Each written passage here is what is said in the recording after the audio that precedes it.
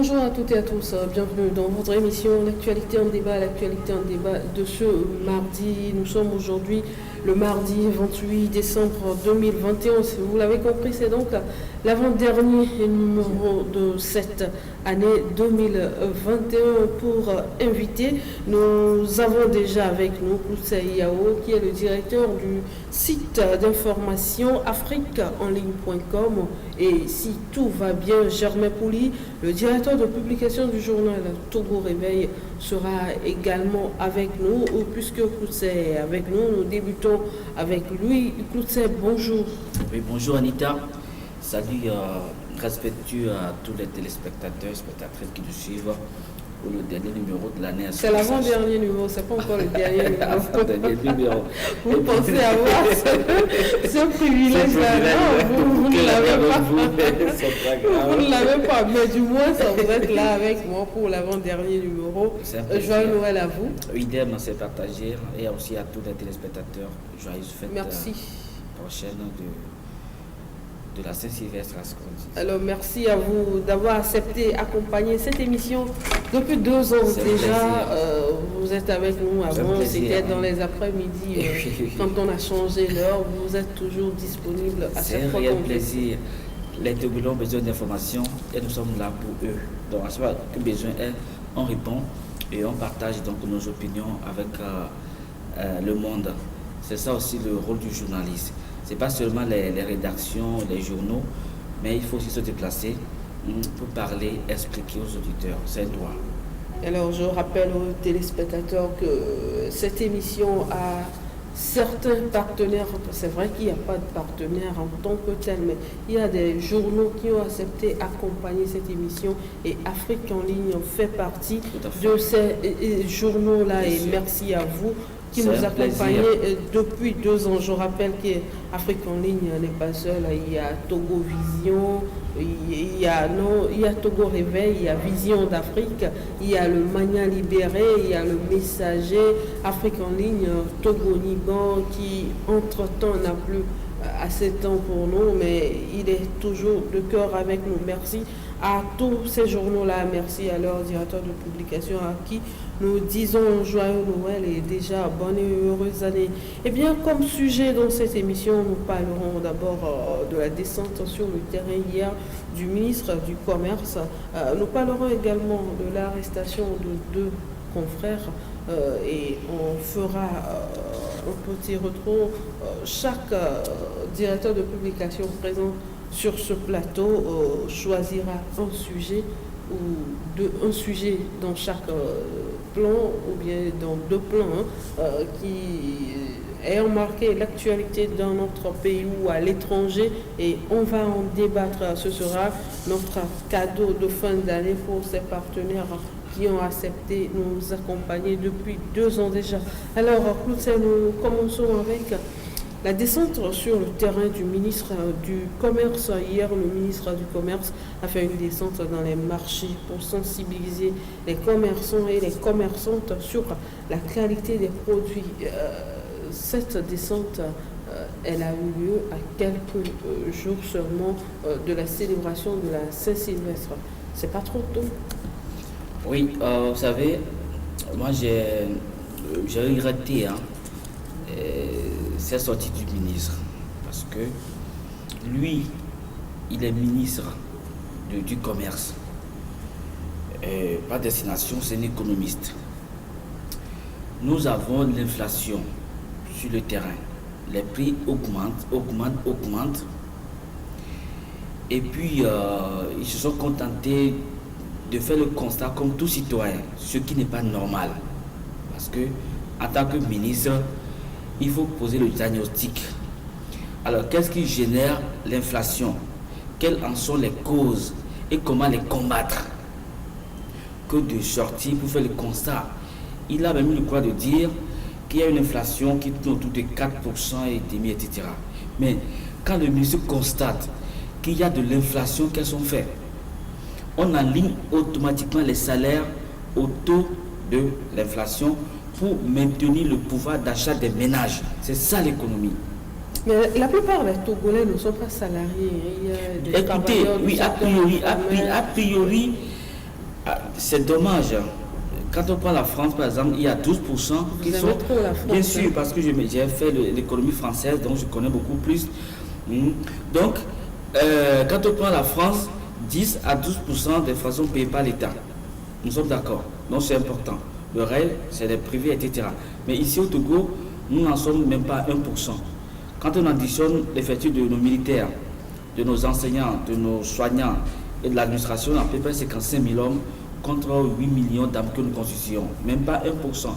Mais alors, je recommande quand même que lorsqu'il y a l'inflation, que le salarié subit donc un alignement de son salaire pour pouvoir maintenir le pouvoir d'achat des ménages. En principe, il devrait y avoir des grognes sociales. Parce que... Ah bon? Oui, les gens devaient... Non, écoutez, lorsque votre salaire ne vous permet pas de pouvoir acheter ce que vous devez acheter pour vivre le mois, on grogne, on s'énerve, on doit qu'on augmente les salaires. Ça, vous allez vous énerver, mais si les sociétés n'ont pas les moyens, ou bien oui, l'État qui est garant. Parce que la plupart des personnes ne sont pas employées par l'État. Bien sûr, bien sûr. L'État a intérêt, a priori, d'abord à tenir compte de cette inflation pour aligner donc au moins les salaires des fonctionnaires. Première des choses. Même s'il n'y en a pas assez. Et les autres? Oui, bien sûr. À partir du moment où l'État allie les salaires des fonctionnaires, c'est comme il n'y a plus de billets, et ça a des retombées sur la masse, salariale ou pas. Vous voyez déjà. Maintenant, nous devons comprendre pourquoi l'inflation. L'inflation est née du fait que, d'abord, quand vous regardez un peu le système togolais, il y a 2 ans, lorsque le Nigeria avait fait dans ses frontières avec ses pays voisins, alors les produits n'avaient plus suffisamment au Togo.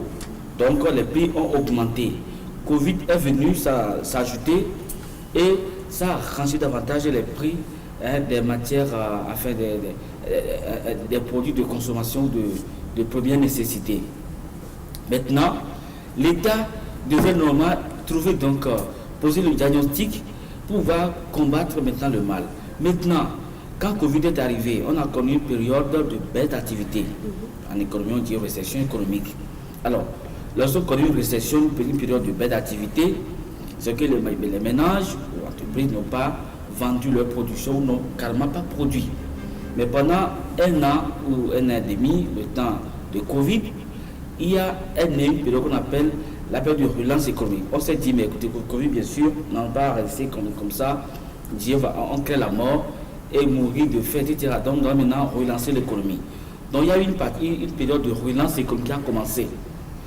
Les Français, eux, l'ont compris, ou bien les Européens l'ont compris, surtout la France, qui, dès le départ, avait organisé un sommet post-Covid avec les États africains. Parce que la France commerce beaucoup avec les États africains. Parce que c'est elle qui nous envoie nos voitures, nos micros, nos portables, etc. Donc, pas forcément la France, ce que je dis. Bien sûr, il y a aussi la Chine et autres, mais bien sûr, ils sont très souvent nous payons leurs voitures, leurs matières, etc. Maintenant, très vite, la France a fait quoi? A organisé un sommet post-Covid avec les chefs d'État africains. Et pour dire que Covid est maintenant derrière nous, on va relancer l'économie. Et quand on parle de relance, que fait un bon État? Un bon État, c'est bien que depuis quelque temps, surtout pas que leur production, qu'il y a une faillite, l'État coupe beaucoup de billets. La France coupe de l'argent. La France coupe beaucoup de billets. On a pour maintenant injecter dans l'économie des entreprises. Mais ici, nous ne fabriquons pas les billets. Maintenant, il faut aller prêter de l'argent. Il faut prêter. Parce que nous avons déjà comme dette. On n'a pas le choix. Et mais ici, maintenant, c'est malheureux. C'est maintenant que nous, on crée encore des taxes. On a vu que dans cette période de Covid, qu'on a créé les taxes sur péage, taxes sur voiture, des histoires de taxes. C'est absolument pas normal. Puis qu'en période de relance, l'État maintenant injecte l'argent pour pouvoir faire redémarrer l'économie. L'État met de l'argent. Maintenant, il ne l'a pas fait. Au contraire, on crée encore des taxes et on nous mettait dans ce qu'ils appellent l'état d'urgence sanitaire. C'est stupide. Déjà, dans certains pays, l'économie a repris les volants, recommencer, les entreprises bougent, les productions qui doivent quitter pour les étrangers quittent normalement. Donc, il y a des échanges. Voyez-vous, mais nous, on est là parler encore Aujourd'hui, les volants remplissent chez nous aussi. Bien sûr, mais écoutez, oui, je ne refuse pas, mais ailleurs, il y a une reprise économique nette qui se fait voir, franchement. Même il y a certaines zones où le taux de vaccin a atteint ce niveau, le cash-net tantôt n'est plus porté. Les gens relancent, les gens vivent maintenant, les gens travaillent maintenant pour remettre leurs économies en marche. Mais ici, on est là à observer. Mais quand vous suivez un peu, je ne vous coupe pas, hein, quand vous suivez un peu l'actualité sur le plan international, surtout au niveau de l'Occident ces derniers temps, vous allez voir qu'il y a de nouvelles restrictions. Oui, écoutez, ça c'est normal. Lorsque les Européens ont des tactiques de mesure, ils mesurent les zones où il y a beaucoup plus d'apparition du virus. Et ces zones ciblées sont souvent même confinées ou soumises à des restrictions particulières. C'est normal. Mais ici, on impose pour tout le monde. Alors qu'il y a des clusters. C'est un petit pays. Non, mais écoutez, oui, si nous étions notre pays. Non, il n'y a pas besoin de petit pays. Si on avait comparable à une seule ville de ah, mais non, c'est pas ça. Oui. Quand on est petit, on se contrôle mieux normalement. C'est pourquoi il faut cibler tout le pays. Non, pas cibler. Il y a des zones, par exemple, on peut dire, bon, écoutez, ici, cache-nez n'est pas nécessaire. Ici, obligatoire. Ici, confinement. Mais ça. Quand vous parcourez un peu le Togo, disons-nous la vérité, quand vous parcourez un peu le Togo, c'est seulement à Lomé que cette histoire de cache-nez est obligatoire. Hein, parce qu'avec la Covid, j'ai eu quand même la chance d'aller jusqu'au centre. J'ai vu un peu ce que c'est quand vous... Mais les gens sont libéraux. Mais attention, même écoutez, ils sont quand même ils tombent sous le coup de la loi face à... C'est pas aussi obligation ce que vous dites là. Ah, mais c'est pas comme à Lomé où quand vous devez sortir, c'est comme si vous avez pris votre carte d'identité, vous devez prendre votre carte. Moi j'étais récemment à Palimé, on entendait d'officiers, le prêtre officiel, quand police et gendarmes ont fait leur apparition au sein de l'église pour constater, pour constater éventuellement si tout le monde est en règle avec... Il n'y a pas de manifestation par hasard? Non. Parce que moi je suis allé à Palimé plusieurs fois où il n'y a rien. Non, c'est funérailles. Justement. Mais on est venu observer. Justement parce qu'il y a des gens qui sont arrivés. Mais à Lomé, on n'a pas besoin de tout ça là pour vous contrôler à chaque carrefour. Donc, bien sûr, maintenant revenons un peu au système économique qui a des soucis. Donc, je pense que quand le ministre a reconnu qu'il y a une inflation de 4%, mais la première des choses, c'est d'aligner les salaires au taux au moins. C'est seulement hier qu'il a fait la descente. Attention, mais c'est déjà un échec. Déjà, il devait avoir peut-être 2 ou 3 ans déjà, il devait sortir pour pouvoir maîtriser les coûts sur le terrain. Il ne l'a pas fait. Il n'a pas fait depuis 2 ans que les gens ont le pouvoir d'achat ensuite libre.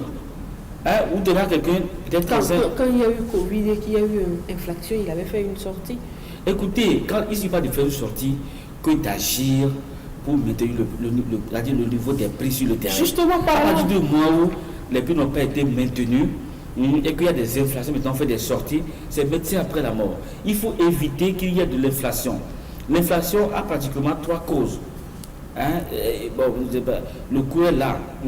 Il n'a fait que peut-être brosser, quand j'ai suivi ce qu'il a dit, il n'a fait que répéter quelques chapitres. Mais la réalité, en tant que ministre qui a les moyens d'État pour pouvoir contrôler, c'est d'agir.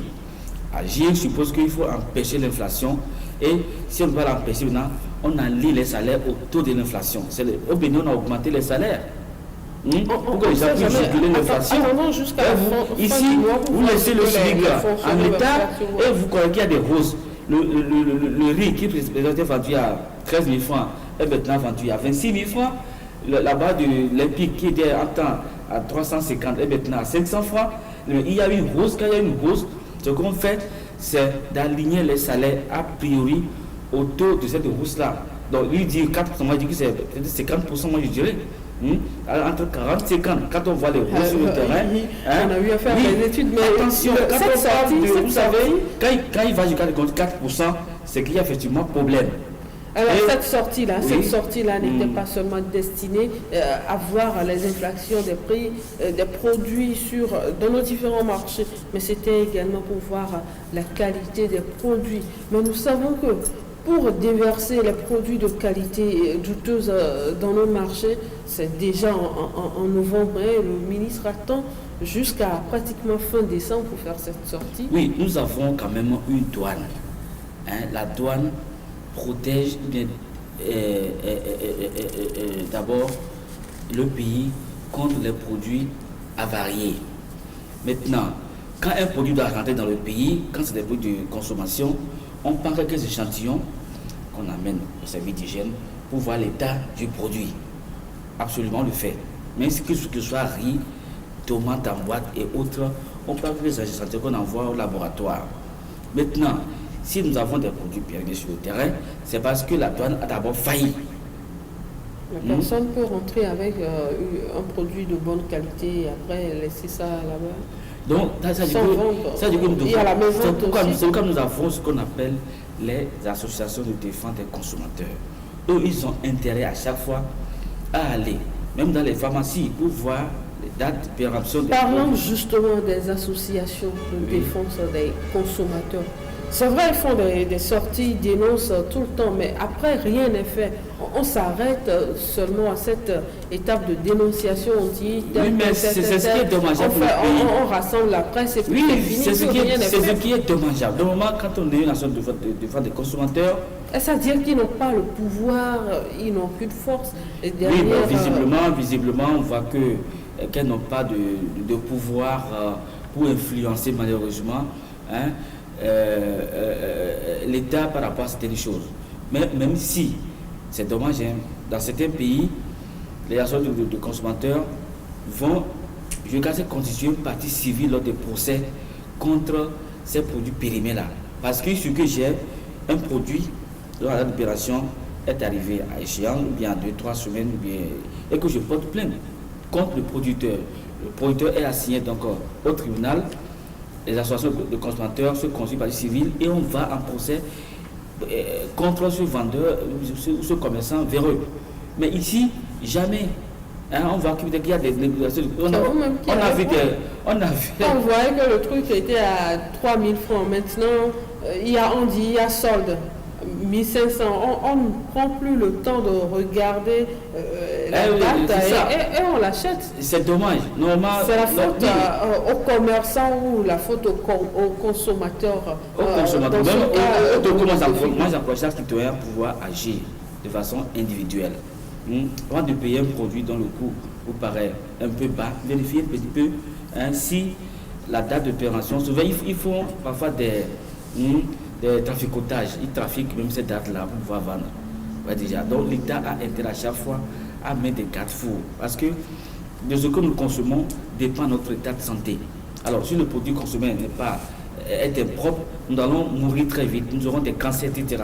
Donc l'État a intérêt, a priori, à veiller à ce que nous ayons des produits de qualité sur le territoire. Première des choses. Maintenant que vous avez payé un produit, moi, j'étais à la pharmacie, je vois que le produit est à 1 mois de péremption, et on revient de payer. Je suis rentré en contact avec le pharmacien. Je dis, mais à 1 mois de péremption, c'est comme c'est déjà périmé. On va vous dire que vous êtes africain, ça ne va pas. Ah, mais non, je n'ai pas pris. J'ai dit, mais c'est comme ça, laissez-moi partir, c'est mon argent. Ouais, j'ai payé, mais j'ai repris mon argent par la force. Parce qu'un produit qui a 1 mois de péremption, regardez le Nigeria détruit des vaccins AstraZeneca, etc., qui sont à 2 mois de péremption. Donc, ce qui doit rentrer dans notre corps doit être propre. Moi, je suis exigeant là-dessus. Il faut maintenant que les associations de consommateurs soient dotés de pouvoir faire le travail. Ce n'est pas rester au bureau et faire des déclarations. Non, c'est sur le terrain qu'on constate. Moi, ici à l'autre grand, j'ai vu des jeunes filles prendre des tomates, évidemment périmées, à coup bas, se promènent, que dans l'équitation, liquide quoi. Et regardez, les gens payent parce que il y a même du lait en boîte, il y a même du lait en boîte.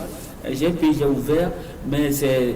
vous voyez que vous avez payé aussi. Bien sûr, attends, écoutez, j'ai ouvert, je vois que c'est jaunâtre, c'est pas la couleur normale. Alors j'ai jeté très vite, et je me rends compte que, mais écoutez, le prix est bas parce que le produit est périmé. Voyez-vous? Mais nous sommes dans un système où le niveau de vie étant bas, nous voulons consommer des produits à coût réduit et ce qui nous pousse maintenant à aller vers des qualités douteuses, malheureusement. Donc, il revient maintenant à la douane et à l'État d'agir au niveau des frontières pour que ces produits avariés ou en état de péremption ne viennent pas envahir le marché. On a vu des riz périmés dont nos confrères ont parlé. Qui ont fait objet même de procès, etc. On n'en parle pas donc je pense sur ce plateau. Oui, je pense que la meilleure façon pour la santé des populations, il faut que chacun joue sa partition. Et l'État, et les associations. Et les citoyens aussi. Oui, les associations de consommateurs, de défense des droits des consommateurs. Bien sûr. Et les citoyens également. Alors, il faudrait qu'à ces trois niveaux, chacun joue sa partition. Et voilà ce que c'est à dire par rapport à la descente dans les marchés du ministre du Commerce. C'était hier.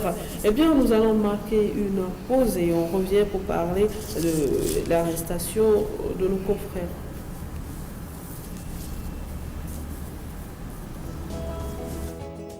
Depuis ces dernières années, le trafic est en pleine expansion sur les routes togolaises avec un nombre sans cesse croissant de véhicules. Conséquence, parfois des bouchons et de longues files d'attente sur les postes de péage. Mais fort heureusement, aujourd'hui, l'on s'achemine vers la fin du calvaire des usagers. La Société autonome de financement de l'entretien routier, SAFER, passe à un système de gestion automatisé de l'ensemble de ces plateformes qui favorise un franchissement plus fluide et un fonctionnement plus efficace des postes de péage. Davier, sur la route nationale numéro 1, à 30 km à la sortie nord de Lomé, Vaudoubé dans les lacs sur la route nationale numéro 2, à une cinquantaine de kilomètres à la sortie est de Lomé, et Akepedo dans la V, à 27 km de Lomé, sur le grand contournement, tous déjà opérationnels, fonctionnent 24 heures sur 24 et 7 jours sur 7. Dorénavant, pour le franchissement de nos postes, vous avez l'option entre trois choix. Premièrement, de passer pour payer manuellement. Deuxièmement, il y a les cartes. Troisièmement, les vignettes. Donc, vous avez trois choix pour franchir nos postes de péage. Et l'atout majeur, en réalité, c'est la fluidité sur les postes de péage. Ce qui veut dire qu'il n'y aura plus obstruction des voies. Vous n'allez plus passer du temps à rechercher, à payer vite pour vaquer à vos occupations. Plus d'encombrement au poste de péage avec ce nouveau système automatisé qui offre trois possibilités de paiement aux usagers. Paiement en espèces, paiement par carte magnétique ou par vignette. Mais comment ça marche? Pour le système automatisé, les abonnements et les rechargements des cartes se font soit sur les postes automatisés, soit directement à la direction de la SAFER. Et à tout moment, vous pouvez vous arrêter sur un poste pour demander à remplir une fiche d'inscription, une fiche de renseignement et vous payez par espèce ou carrément, si vous pouvez le faire par mobile money, vous le faites et votre carte sera créditée. L'usager qui arrive au poste de péage automatisé devra choisir, à l'aide des signalisations, la voie correspondant à son mode de paiement. Dès que l'usager arrive, il présente sa carte. Sa carte au niveau du lecteur de badge. Le lecteur de badge va permettre à un ticket de sortir et automatiquement la barre s'ouvre pour permettre à l'usager de passer. Donc ça permet à l'usager de vite passer et il n'y a pas de problème de monnaie, d'embouteillage sur la voie. Après un succès remarquable du système de caméras de vidéosurveillance sur les postes de péage, l'automatisation actuelle est un autre pari gagné. Nous avons commencé par le système purement manuel. Et quelques temps après, nous sommes passés du système purement manuel au système des caisses enregistreuses, couplé du système de vidéosurveillance. À ce jour, le système de vidéosurveillance étant devenu une tradition, de par l'évidence de son efficacité dans la collecte des droits d'usage de la route et l'automatisation, qu'est le nouveau produit que la SAFER a intégré, en fait, vient apporter la fluidité dans le trafic et améliorer la fiabilité des données routières. Créée par décret en mars 2012, la SAFER, qui a pour mission de mobiliser les ressources nécessaires pour le financement et l'entretien du réseau routier togolais, participe avec son système automatisé à la politique gouvernementale d'amélioration continue des services offerts aux usagers, mais aussi à toute la population.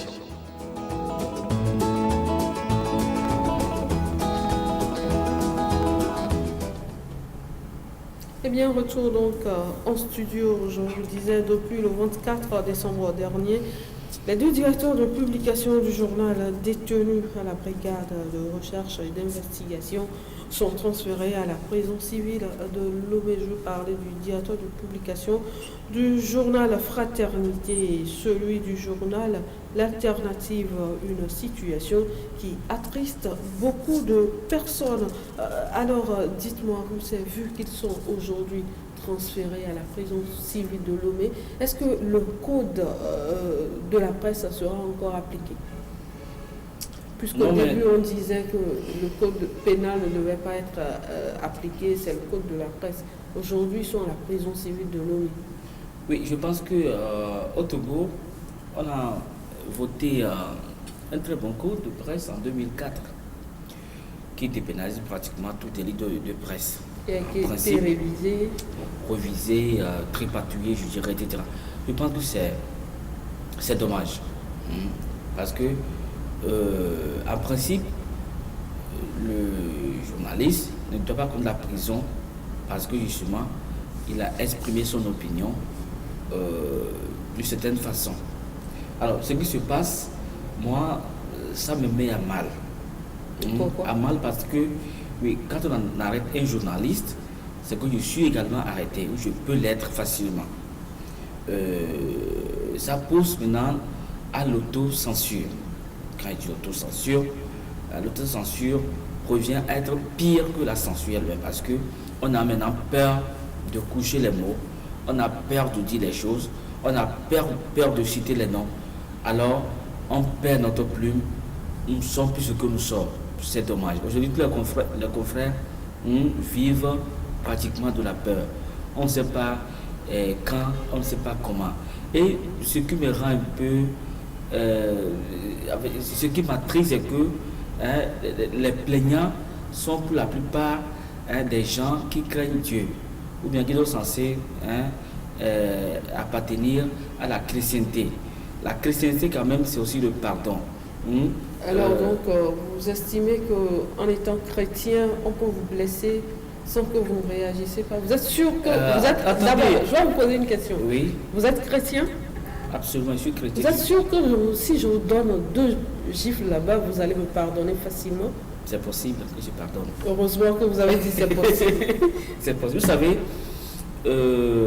parfois, je l'ai dit quelque part, quand vous faites une route et qu'un chien aboie, vous arrêtez, prenez une pierre, vous lancez à ce chien.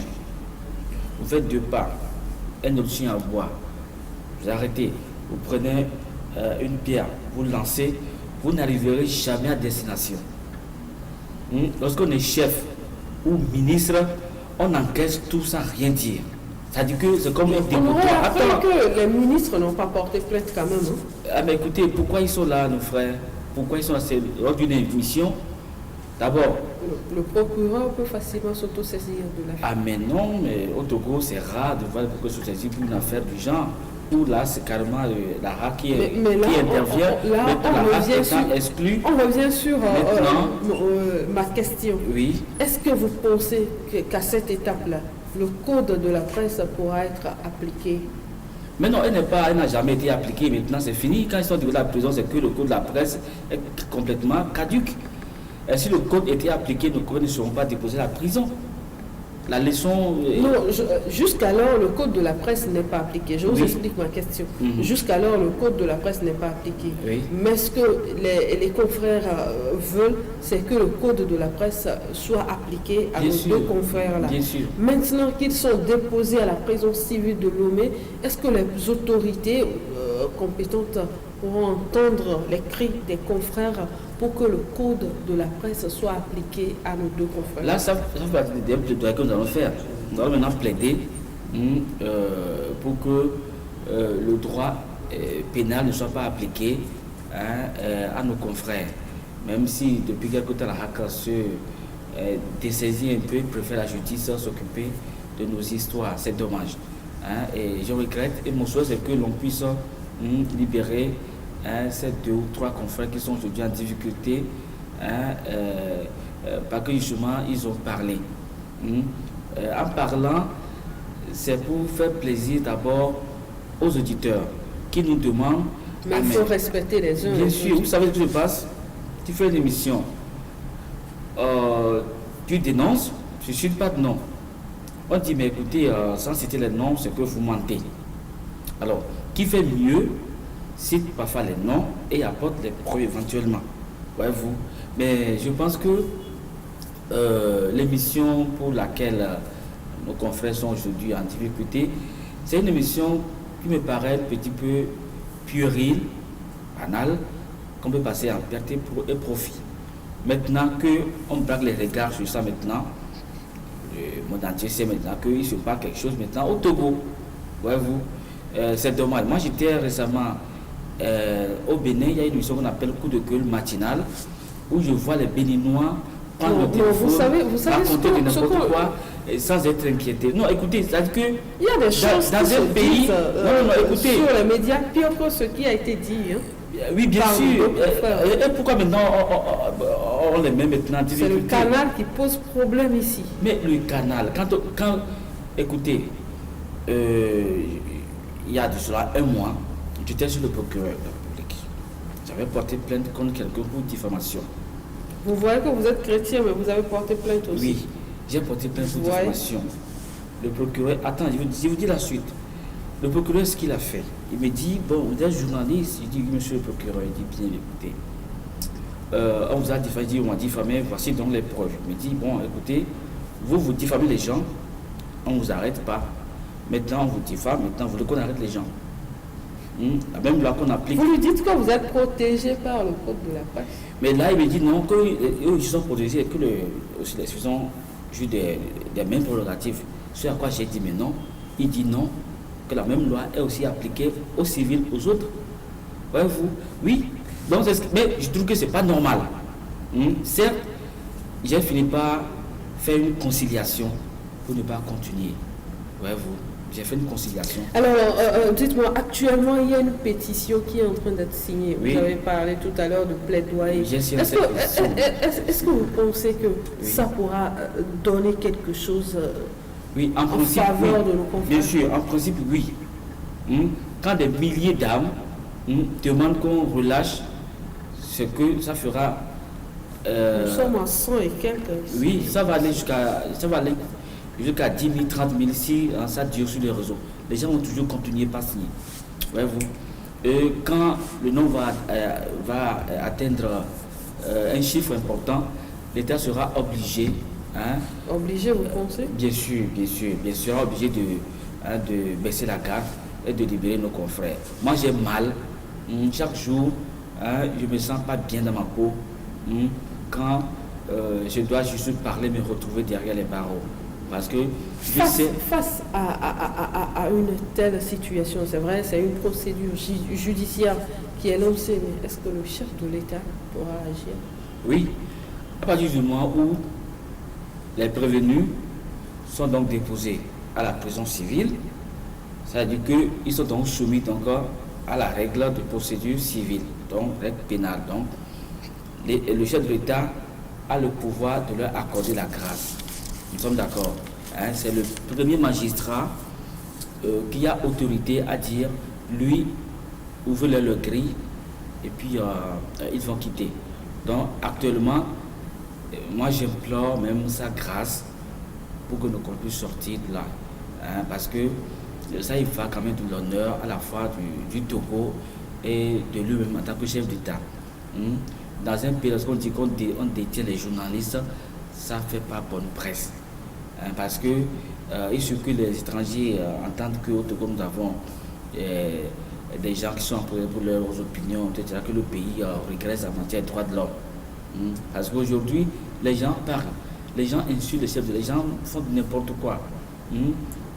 Quand vous parlez, il vaut mieux plutôt, il y a ce qu'on appelle droit de réponse, ou carrément on corrige pas une autre émission.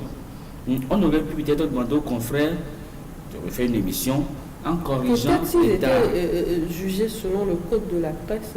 Oui, ça, maintenant, vous savez. Ça n'aurait pas. Oui, vous savez. On connaît tout ceci aujourd'hui. Mais en réalité, les réseaux sociaux. Après, le problème que se posent beaucoup de personnes aujourd'hui, c'est que si la chaîne YouTube est considérée comme un réseau social, mais ce sera un autre débat. On va conclure rapidement avec ce sujet-là et on enchaîne. Pour conclure, moi je voudrais implorer la grâce du chef de l'État de regarder un peu dans le jeu, de mesurer un peu les choses et de parler pour que nos confrères puissent donc recouvrir leur liberté et aller fêter en famille. Ça ne fait pas bien que nous ayons nos confrères en détention et que nous pourrons, avec eux, nous fêtions en liberté. Nous ne sommes pas aussi heureux. Donc, pour que le pays puisse être apaisé. Les gens parlent partout, partout on dit on a arrêté vos confrères, qu'est-ce que vous faites? J'imagine un peu parce que vous avez eu à partager des plateaux avec eux. Donc il faut qu'on le libère. C'est des gens honnêtes qui font leur métier, ce sont des gens expérimentés qui font de bons boulots. Leur interpellation était un coup dur parce que si vous arrêtez un journaliste, c'est que vous mettez des milliers d'hommes en prison. Parce que déjà, ce qu'ils apportent comme information éclaire l'opinion. Maintenant qu'ils sont enfermés, c'est que des milliers de citoyens sont également dans l'ombre. Nous espérons que vos cris de cœur ont été écoutés, comme les cris de cœur de beaucoup de personnes, et que dans les jours à venir, quelque chose sera fait pour que nos deux confrères recouvrent leur liberté. Eh bien, nous allons terminer avec notre bonus de la semaine. Nous avons 4 plans ici, le plan politique, social, économique et culturel. Vous choisissez un sujet, que ce soit sur le plan politique, social, et un autre sujet, que ce soit sur le plan économique et culturel. Ça fait 2 sujets que vous choisissez à votre choix et on en parle. Quel est le sujet? On prend le premier sujet. Vous choisissez quel plan? Politique. Politique, oui. Nationale ou internationale? Plutôt international. International. Oui. Alors, sur le plan politique et international, dites-nous, quel sujet vous a marqué tout au long de l'année 2021? Mais j'ai été marqué par la descente du professeur Condé de la Guinée. On le croyait tout puissant, indéboulonnable. Il a commencé bien son 3e mandat. Tout allait pratiquement très bien pour lui. Et puis, c'est Doumbouya qui apparaît et qui a mis la main sur lui pour stopper donc la dérive du 3e mandat. Pourquoi avez-vous choisi ce sujet? Peut-être que ça vous a fait réfléchir d'une manière ou d'une autre. Oui, parce que... Et vous avez fini par tirer des conclusions. Oui, parce que depuis quelque temps, nous voyons que certains États ne veulent pas s'accommoder à la décision de la CEDEAO qui demandait au chef d'État de faire simplement 2 mandats.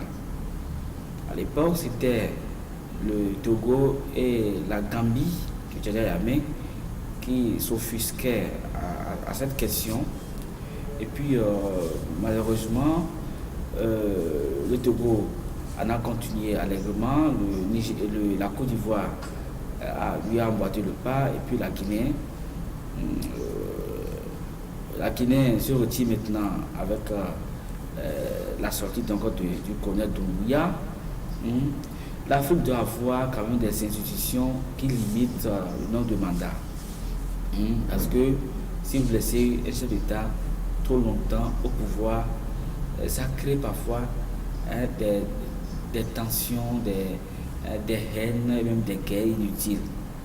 Parce que les gens veulent aussi occuper cette fonction, parce qu'ils ont leur parti politique, ils veulent aussi accéder rapidement au pouvoir. Mais si quelqu'un garde trop le pouvoir, ça crée parfois des tensions, et c'est nous, civils, qui en payons donc les frais. Donc, le fait que Doumbouya soit intervenu pour arrêter donc l'hémorragie guinéenne, je souhaite que Doumbouya aussi dresse une feuille de route transitionnelle assez claire pour dire nous allons faire 6 mois de régime de transition pour passer la main.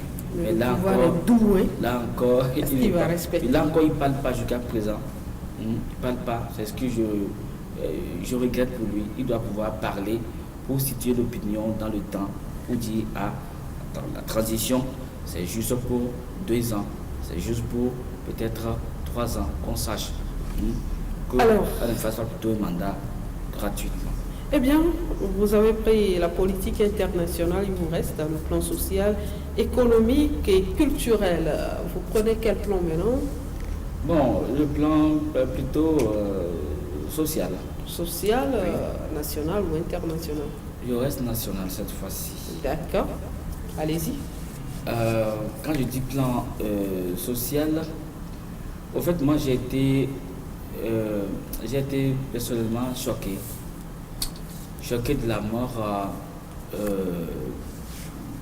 d'une jeune étudiante pendant le saut de para récemment. L'étudiante militaire. J'ai été choqué parce que j'ai grandi à Bekota, chez mon papa là-bas, dans les années vers fin 70, on laguait les bélets rouges qui venaient tomber jusque dans nos maisons, dans le cimetière ou ailleurs. Et nous, enfants, on allait les aider. Mais jamais on n'a pris de décès. Il y en a qui sont souvent blessés, déchiquetés, mais pas de décès. Donc, le décès de la jeune m'a beaucoup choqué. Je n'ai pas compris pourquoi elle est décédée. Je n'ai pas compris pourquoi, à 400 mètres d'altitude, elle a fait un saut qui lui a été fatal. Je n'ai pas compris. Parce que depuis mon enfance, je n'ai jamais entendu un para tomber. Il y en a même qu'on envoyait plus loin encore. On les voit dans les airs. Mais avant, il y avait des paras qu'on envoyait beaucoup plus loin encore. Vous allez les voir très petits avec le drapeau togolais, enfin, comme ça, et il finit toujours par descendre. Mais jamais de décès. Donc j'ai été choqué en apprenant que la jeune fille est décédée juste lors d'un exercice de saut. Ça m'a choqué. Et aussi, je reste encore sur le plan social. C'est un sujet, mais... Ah là là. Mais allez-y, rapidement. C'est aussi les prisonniers d'opinion, les prisonniers qui meurent. Donc, je souhaite qu'on libère tous les détenus d'opinion. Il y en a jusqu'à 116 et des gens sont malades, des gens meurent, qu'on les libère tous. Voilà. Alors, merci à vous. Voilà, sur le plan politique international, vous vous êtes intéressé à la chute du professeur Condé. Sur le plan national, vous avez, sur le plan social national, vous êtes intéressé au décès de cette jeune fille qui a été inhumée il y a quelques jours, cette jeune étudiante militaire. Et également, vous avez eu une pensée pour les détenus d'opinion. Voilà pour votre passage dans cette émission. C'était votre cadeau pour vous d'avoir accepté, pour vous remercier d'avoir accepté accompagner cette émission pendant pratiquement 2 ans. C'est vrai que ces sujets-là n'ont pas été abordés pendant que vous étiez sur ce plateau, mais l'occasion vous est donnée de vous exprimer sur ces sujets-là. C'est l'objectif de ce cadeau que nous ferons aux directeurs de publication qui se passeront sur ce plateau toute cette semaine. Merci à vous, Koulsé Yawo. Nous espérons vous compter toujours parmi les partenaires de cette émission, l'actualité en débat, en 2022, et qu'on se retrouve en bonne santé. Bien sûr. Donc, bonne fête à tous. si je ne suis pas là pour la dernière émission, donc c'est que... Vous êtes là pour l'avant-dernière. Mais pourquoi tout le monde veut être là pour la dernière émission? Ça fait plaisir de boucler l'année, ça fait plaisir. Eh bien, beaucoup de prudence, période de fête, oui, beaucoup de prudence, moins d'alcool, pas d'excès de vitesse, et qu'on se retrouve ensemble en bonne santé en 2022. Alors j'espère vous revoir aussi l'année prochaine en bonne santé. Bon retour chez vous et prudence surtout, chers téléspectateurs. Ce sera à la fin de cette émission, l'avant-dernière. Ils courent tous pour être à la dernière. Sur le dernier plateau, je ne sais pas encore qui sera avec moi mardi. Vous le saurez mardi dès qu'il sonnera, jeudi plutôt, jeudi dès qu'il sonnera 10h. Merci à vous tous de nous avoir suivis. Prudence sur nos routes surtout.